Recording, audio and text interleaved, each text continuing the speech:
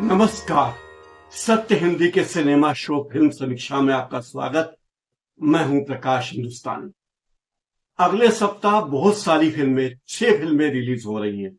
बॉलीवुड की कुछ मशहूर फिल्में हैं और दक्षिण भारतीय हिंदी फिल्में भी हैं। उसके पहले 9 अगस्त को घुसपैठिया रिलीज हो गई। घुसपैठिया ऐसी फिल्म है जिसमें ना तो कोई बड़े कलाकार हैं, ना कोई फेमस डायरेक्टर है, लेकिन फिल्म की कहानी जोरदार है। कहानी की स्क्रिप्ट टाइट है, कैमरा वर्क भी बहुत अच्छा है। और इस फिल्म की खूबी यह है कि इसकी पूरी लोकेशन लखनऊ है, तो आपकी जाने पहचानी जगहें आपको लुभाती हैं। और कैमरा वर्क में लखनऊ को ऐसा दिखाया गया है कि आपका दिल उस पे आ जाता है। गीत संगीत साधारण है, लेकिन कहानी दमदार है और कहानी में दर्शकों को बांधे रखने की पूरी क्षमता है। ये पूरी फिल्म कॉल रिकॉर्डिंग पर आधारित है। ये एक घुसपैठिया है जो मोबाइल के रूप में, टेलीफोन के रूप में या इंटरनेट के रूप में हमारे घर में घुस आया है और वो हमारी सारी आजादी छीन रहा है। वो पल पल की रिपोर्ट बाहरी दुनिया को कर रहा है कि आप क्या बात करते हैं, किससे बात करते हैं, कैसे बात करते हैं, कितनी देर बात करते हैं। सारी चीजें इस फिल्म में दिखाई गई है। हैकिंग की घटनाएं दुनिया भर में बढ़ गई हैं और हैकिंग के जरिए जासूसी होती है, अपराधी पकड़े जाते हैं, राजनेताओं के षड्यंत्र उससे बनते और समझ में आते हैं।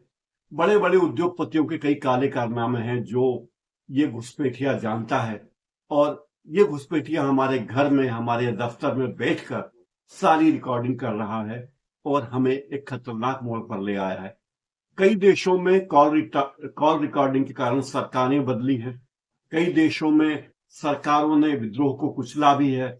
और कॉल रिकॉर्डिंग के जरिए क्या क्या चीजें होती है सारी दुनिया जानती है। इस फिल्म की कहानी में एक इंजीनियर है, सॉफ्टवेयर इंजीनियर है, जो पुलिस की नौकरी में भर्ती हुआ है, बेहद ईमानदार है और उसकी ईमानदारी के किस्से पूरे पुलिस महकमे में है। उस ईमानदार अफसर को उत्तर प्रदेश के डीजीपी बुलाकर एक ड्यूटी देते हैं, काम देते हैं कि ये कुछ उद्योगपतियों के नंबर है, कुछ नेताओं के नंबर है और कुछ सीनियर मोस्ट आईपीएस अधिकारियों के नंबर है। आपकी छवि ईमानदार व्यक्ति की है। मैं चाहता हूं कि आप इनकी कॉल रिकॉर्डिंग सुने, रिकॉर्ड करें, सुने और मुझे खबर करें कि ये क्या चीजें होती। और इंस्पेक्टर रवि जब कॉल रिकॉर्डिंग करता है और लोगों के कॉल सुनता है, उद्योगपतियों के कॉल, नेताओं के कॉल, अफसरों के कॉल, तो चकित रह जाता है। उसे पता चलता है कि उसी के महकमे के बड़े बड़े अधिकारी किस तरह से जूनियर महिला पुलिसकर्मियों के प्रेम प्रसंग में चला रहे हैं। उद्योगपति करोड़ों के वारे न्यारे कर रहे हैं। मुख्यमंत्री किस तरह से विधायकों की खरीद फरोख्त करने में लगे हैं और दूसरे दल के लोग कैसे विधायकों को तोड़ने में लगे हुए हैं। ये सारी बातें वो चुप कर सुनता है, तो इसका काम ही है रिकॉर्डिंग सुनना। लेकिन फिर उससे कुछ ऐसी आवाजें आती है जो बताती है कि शायद वो आवाज उसकी परिचित है। और यहीं से कहानी एक सस्पेंस थ्रिलर के रूप में आ जाती है। वो जिस महिला की आवाज सुनता है, पता चलता है कि वो महिला तो उसकी पत्नी है और वो प्रेम प्रसंग छिड़ा हुआ है, प्रेम की बातें करती है किसी और से। और पूरी कहानी वहीं से एक अलग अलग मोड़ पर चली जाती है। और जो व्यक्ति पुलिस महकमे के लिए बड़ी भारी संपत्ति था, एसेट था, वो अपने निजी चक्रव्यूह में खुद उलझता चला जाता।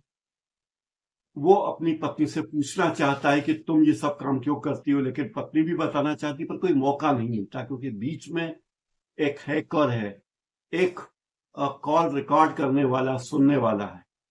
तो वो सारी चीजें रिकॉर्ड करता है। और इस कहानी का अंत, ये कहानी जो बड़े षड्यंत्र की ओर ले जा सकती थी, ये कहानी यहीं पर आकर भटक जाती है। अंत में ये कहानी व्यक्तिगत हो जाती है, उस पुलिस वाले की व्यक्तिगत कहानी हो जाती है और पुलिस वाला अपने निजी दुश्मनी निकालने के लिए, अपने निजी बदलों के लिए किस तरह से लोगों को तंग करता है, ये बात सामने आती है। इसी बीच वो करोड़ों की, बल्कि कहना चाहिए अरबों की संपत्ति बनाने के कगार पे है और उसके परिवार में फूट पड़ी हुई है। इसी सब को लेकर पूरी कहानी बुनी गई है। मैं यहाँ पूरी कहानी आपको नहीं बताना चाहता, लेकिन कहानी दिलचस्प है, और ऐसे मोड़ पर दिखाई गई है कि हर व्यक्ति सोचने पर मजबूर हो जाता है कि हमारे घर में, हमारे जेब में, हमारे ऑफिस में कौन सा घुसपैठिया आज आके बैठ गया। एक औसत दर्जे की फिल्म कही जा सकती है, बहुत महान फिल्म नहीं है। एंटरटेनमेंट के लिए आप चाहें तो देख सकते हैं, और नहीं देखना चाहें तो भी कोई नुकसान आपको नहीं होगा। आज इस कार्यक्रम में इतना ही। मेरे इस कार्यक्रम को देखते रहिए और इस चैनल को सब्सक्राइब कर दीजिए ताकि आपको आने वाले कार्यक्रम की सूचना भी मिलती रह सके। बहुत बहुत धन्यवाद।